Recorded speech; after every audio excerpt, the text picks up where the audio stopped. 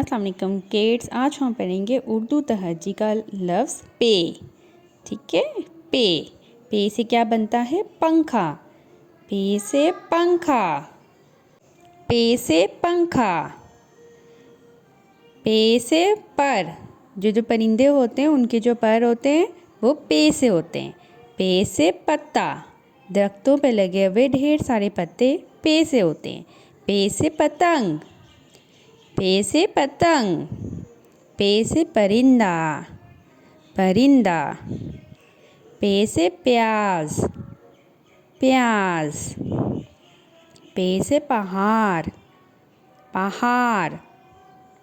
पे से बनता है पालक। पे से पालक। पे से पानी। पानी। पे से पपीता। मज़ेदार पपीता। Thank you for watching kids. अपना ख्याल रखिएगा। Take care. अल्लाह हाफिज़।